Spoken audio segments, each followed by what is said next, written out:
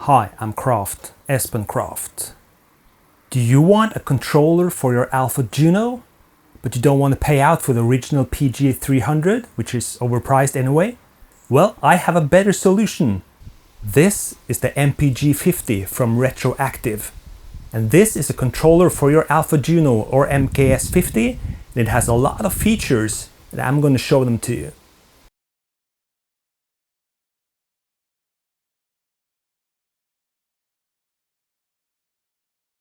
So a controller for the Alpha Juno series and MKS-50, well, that's always a nice thing.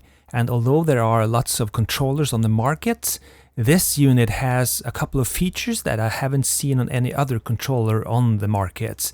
And you can see some of it here, the OLED display in the middle there and the rotary encoder and the features associated with that. I'll get back to that in a moment. The faders and the knobs, encoders, everything seems to be of a good build quality and I had no problems with those during my tests. I've already covered the sound architecture and how to build up sounds on the Alpha Juno series in my previous video, so please check that out. So let's take a look at the controller itself. The layout is as follows. You have a DCO section up there to the left. You have the VCF section to the right, upper right. You have the LFO and envelope settings down bottom left. And you have the VCA section and the chorus at the right bottom. In the middle bottom, here we have the interesting stuff on this controller. I'll get back to the features in a moment, but you have an OLED display and a big rotary encoder and a couple of other buttons to enter different menus. You also have two control faders, control A and B, and I'll also get back to those in a moment. On the back we have MIDI in and out, and input for an expression pedal and DC voltage in. So let's fire up a chord and see what the controller does.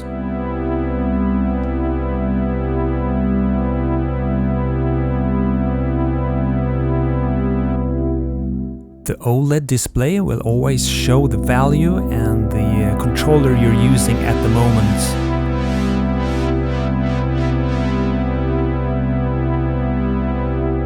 And you can also use the encoder itself to change values.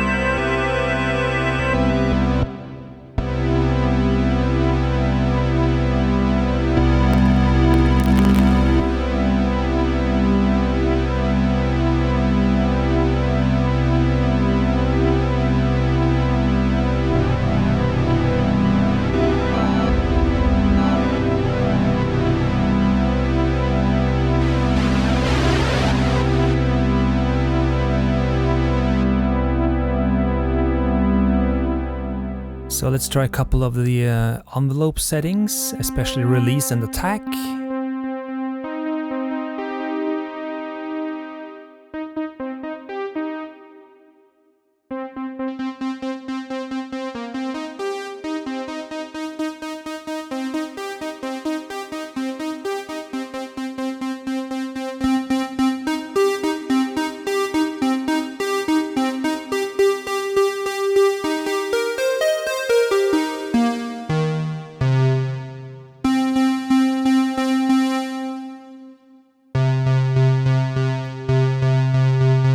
And the ability to go even lower or higher than in octaves than the Juno self will allow is very cool on the MPG-50. You can set the octaves -24.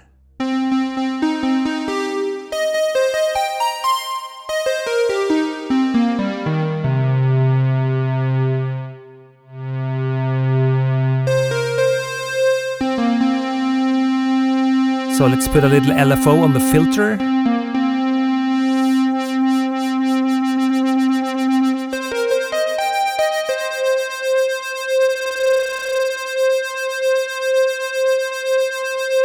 So that was filter modulation. We can also modulate the pitch.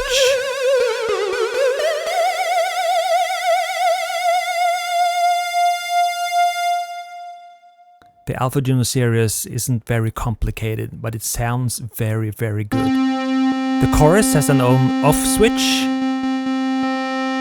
Very handy.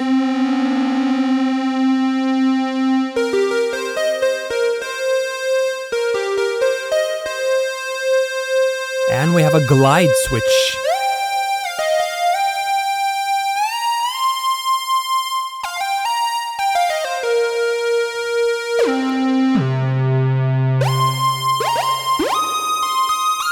I like the feel of the faders on this controller. They're pretty firm and not too loose, and that's how I like it. So all in all, the basic control functions work exactly as it should.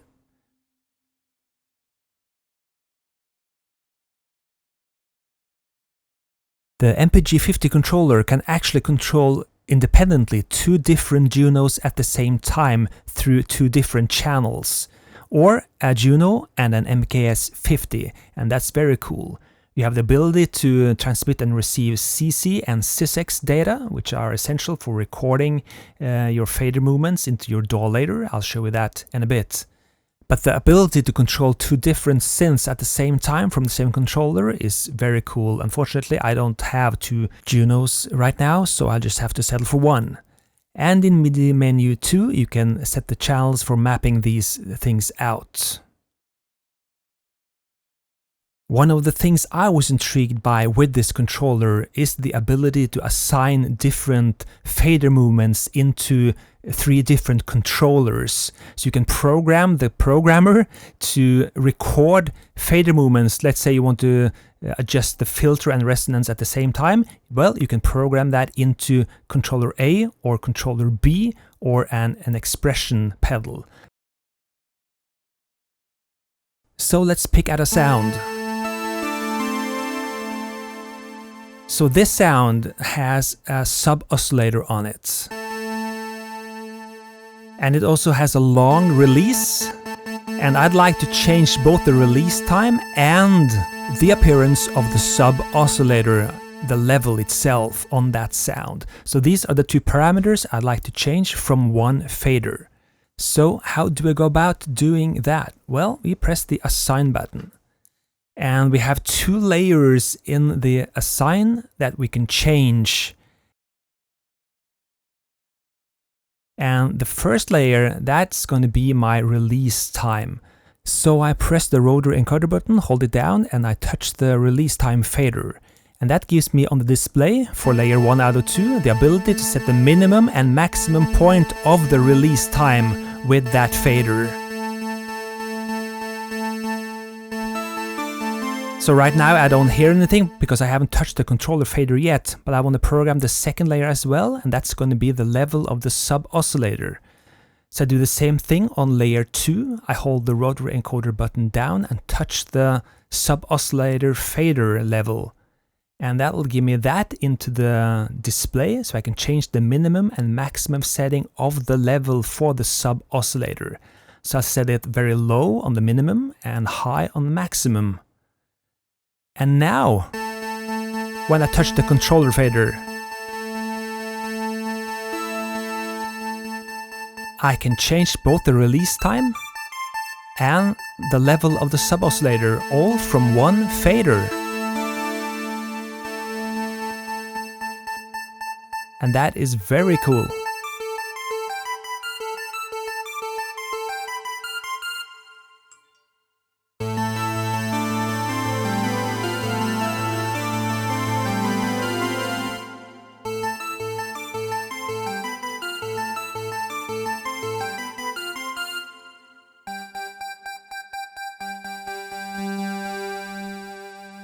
But I can also invert the values on each layer for that assignment. So by inverting either the release time or the level for the sub-oscillator, I can change the way the fader behaves when I control those two parameters at the same time.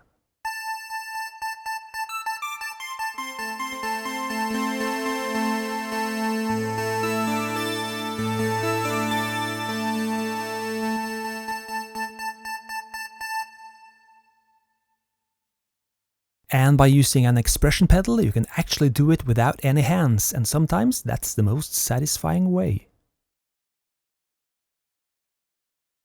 And when the time comes where you want instant gratification and you're tired of making your own sounds, you just go for the patch gen menu. Because here you can have the controller making sounds for you, and you can also choose what type of sound you want to make, and you can filter those parameters out. I'll just go for the whole shebang here, and let's see if it can make me a cool bass sound. And here's the sound I have on my Juno before pressing enter. And I press enter, and it should now have a bass.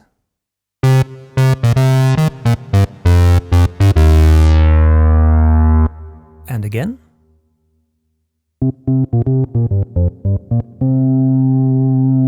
And again.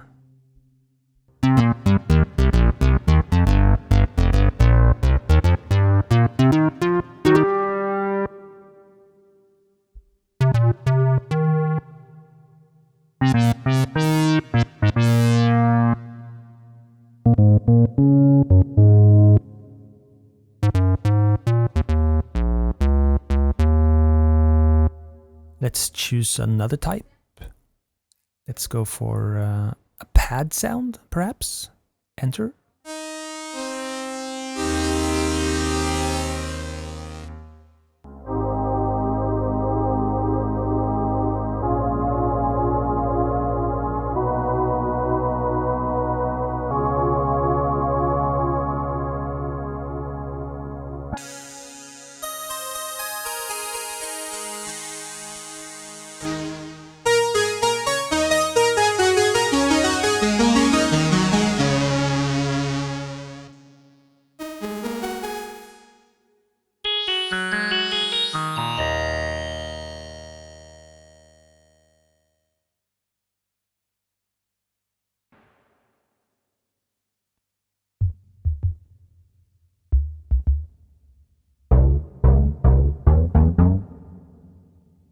I've had synths in the past that has had this ability to create patches for you, but here you can specify what type of sound you want to make, and you can filter parameters as well, and that takes it one step further in my opinion. So that's a cool feature to have. So to check if the programmer actually did convert Sysex to CC, I tried to record some into my DAW.